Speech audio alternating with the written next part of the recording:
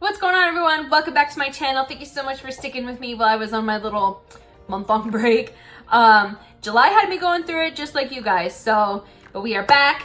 We're going to be going through each sign and talking about the month of August. So I'm really glad for August. You know, we have a lot of forward momentum. We have Mercury finally going forward. We have Jupiter stationing to go direct as well. We don't have any eclipses, so July is going to be, or August is going to be a much better month. And then, you know, obviously towards the end of the month, we have a lot of very productive energy too. So we can take all these new exciting ideas and new creative projects that we start, all these different things, and we can start really getting serious about them. So, by the way, if you are new to the channel, thank you so much for checking it out. I hope you enjoy it. If you do like this video, please give it a thumbs up. Comment down below, let me know what resonates with you. And if it does resonate with you, please subscribe so you can keep an eye on all the other videos that I'll be posting. So yes, with that, if you want to see more about your sign and what's going on for you, don't forget to check out your sun, moon, and ascendant, most importantly. Your ascendant sign is typically going to be the most accurate, and then sun and moon, it really depends on, you know, your individual energy and what usually resonates with you. So just check all three. Take what resonates, leave what doesn't. So yes, anyway, with that, if you want to see more about what's happening for you, then please keep on watching. Hi, Cancer. So you guys, we have a really great month, okay? So first of all, we had that new moon at 8 degrees of Leo, and at the same time we had Mercury stationing direct in your sign, okay? So, you know, because we had a new moon happening at the same time as Mercury stationing direct, I really think that this is the start of more than just a typical lunar cycle. I really think this is the start of a much bigger cycle. And one of the reasons why I'm saying that is because Mercury traveled over an eclipse point during its retrograde time, right? It went over that 24-degree mark where we had that full moon in Capricorn. So, you know, this was really like okay, we really need to pay attention to this right here first before we can really move forward with the things that we want to in our life, okay? So those things were visited, revisited, edited, you know, played and replayed all over again. Let's see, 1, 2, like 4 times, okay? So it's like, okay, this was obviously a big red circle bullseye around this 24-degree mark, okay? So yes, now we can start to move forward. Mercury is moving forward. We have this new moon. Now, this new moon was making a square to Uranus and Taurus in your 11th house of friends, social networks, social media, anything on the internet, long-range goals, all that kind of stuff, right? So, you know, there was kind of probably some kind of a shocking, unexpected, something that really put you out of your comfort zone in relation to those 11th house things. But if you were able to really work with it, there was definitely a blessing in there for you in regards to your work routines, your health habits, and your daily routines in general. Because we have the new moon was also making a trine aspect, so that is an easy, harmonious, like pocket of opportunity that just kind of falls in your lap that you don't even have to really work for, right? That the new moon was making a trine aspect to Jupiter and Sagittarius in your 6th house. So that's the way I saw it. It's like, okay, we can move forward now. There's going to be something that kind of puts us out of our comfort zone a little bit. And for you, it was in regards to, you know, your long-range goals, your friends, social networks. So maybe you decided to launch an online business, okay? Because this new moon was in your 2nd house of income. You know, maybe you decided to launch an online business, or maybe you decided to really put yourself out there on the internet, and it's going to start some kind of a new money-making or job opportunity, and you're going to have to really, you know, it's going to help kind of streamline your daily life, or, you know what I'm saying? Those 3 areas of your life were definitely impacted by that new moon. So the next day we have to look forward to is August 11th, okay? And on this day, there's a couple things going on. I'm gonna be really interested to see how this day goes, because for some reason, I don't know if it's just me, but this day really stands out to me. I keep hearing, I don't know why. I'm I'm curious. But we have Jupiter stationing direct, again, in your 6th house of daily routines, work, health habits. Now, so this is, you know, if this is, Jupiter is able to now really start to give us his full blessings again, okay? Because before when he was retrograde, it was like they came, but they didn't really come as big as that they could have been, or they were really delayed, all that kind of stuff. So, and you might have been really revisiting, re-editing, re-going over your belief systems in regards to those things. So, you know, really going over how you really feel and how you really connect to and think about and value your job or your health or your idea about health and fitness and those kind of things. So yeah, Jupiter stationing direct, that's really awesome. So, you know, your work life might get a little easier. Your daily routines will start to kind of ease up on you a little bit, all that kind of stuff. Now, also on that day, we have Mercury leaving your sign and going into Leo, into your 2nd house. So, any kind of thing that was going on that you were trying to figure out in regards to your money, this is going, and maybe you were having some document issues, or some paperwork got lost, or emails got lost, or never got sent, or any kind of thing like that you were trying to figure out with your money. This kind of stuff is going to definitely ease up, and you're going to be able to find the solutions. Also, on this day, Uranus is stationing retrograde. Now, you have been having this, you've been wanting to be a little bit of a rebel, right, in this area of your life, in Taurus, in your 11th house. So you've been wanting to really kind of break free, break traditions, break the mold in regards to your friends, social networks, the internet, and your long-range goals, okay?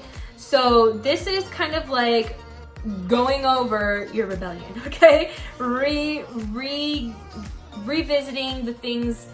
Okay, how do I want to do this? Okay, do I really want to do this?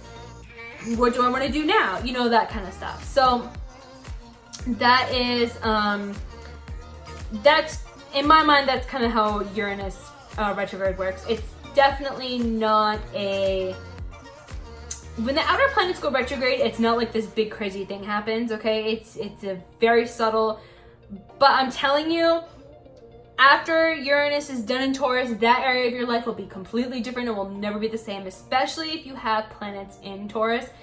Yeah. It's, that area of your life will be completely different. So yeah, what do we have next? So on the 15th, we have the full moon in Aquarius, 22 degrees, and that is taking place in your 8th house, right? Yes, your 8th house. Now, this could be, now full moons are a culmination point, right? They're the ending of something, so something new can start. They're also the harvest time, so you can see the fruits of your labor. Now, this is going to be in regards to things that you receive from other people. So, debt, taxes, inheritances, loans, your partner's money, you know, child support, alimony, and it's also sex and intimacy, and you know, things that we consciously, like the skeletons in our closet, okay? The things that we consciously hide away from the world so people can't see it. So this is where you're going to be having a full moon, so you might, if you've been trying to get some kind of insurance or any kind of thing like that, any kind of alimony or child support, something like that, you might start to see that now. Or it might be the ending to having to pay that, or something like in those regards. Or if you've been waiting for some kind of insurance money or inheritance, something like that, you might be able to see it at this point. Especially because Venus is going to be making a conjunction to the Sun in Leo at this time. So she's really bringing in some really great blessings for you at that time. Now, between the 18th and the 29th, we have Mars. So basically the whole party that's been hanging out in Leo in your 2nd house is now moving on into Virgo in your 3rd house. So Mars, Venus, the Sun, and Mercury, in that order, are all moving from Leo into Virgo. So your third house is going to be lit up. Now this means communication out the ass, okay? Your phone will be ringing off the hook.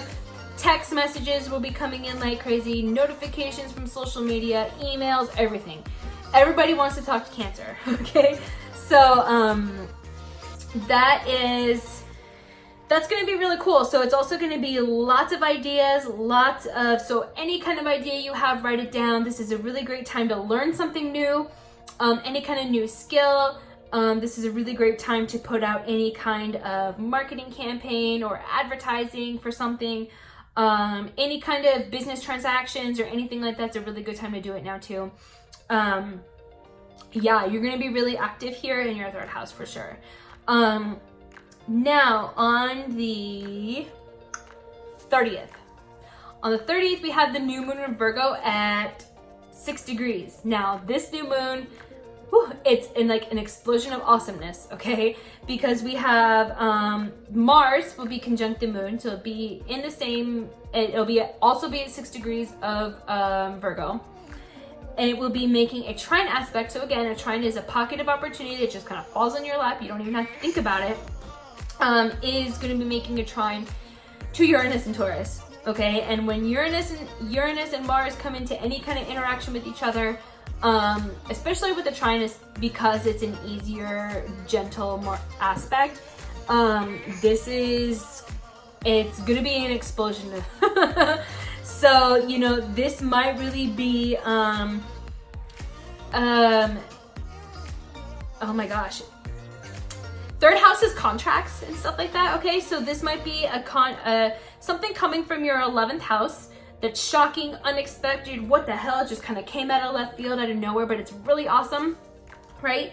So this could be a shocking, unexpected new opportunity that comes up in regards to like signing a contract, and you know, like maybe an online brand wants to sign you to be like an ambassador or a sponsored athlete or like a brand representative of some sort or something like that. This could be like a marketing campaign or something that you've been doing online that really takes off. You know, any kind of thing like that. This could be you starting something online, maybe you starting a blog or a YouTube channel, and you just suddenly decide to freaking do it. All those kind of things are gonna play out. Now, at the same time of this new moon, there is something that you really need to pay attention to, especially you guys, and that's because Saturn is going to be making a conjunction with the South Node in your 7th house of relationships. Now, this means that because Saturn is, it's the planet of restriction and responsibility, and it's the structures in our life, okay? And in a nutshell, the South Node is the things that we need to let go of. So this could be a relationship, a business partner, a client, or something that we don't have to work with them anymore. Like we had to let go of the responsibility that we have to them. Or, you know, this could be the ending of some kind of a relationship in, you know, business partner. It doesn't have to be your marriage is falling apart, okay? Or, you know, this could be,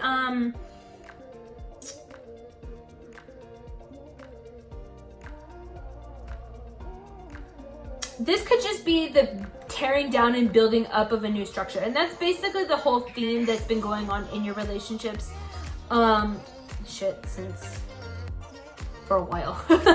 That's been a big major theme for you guys.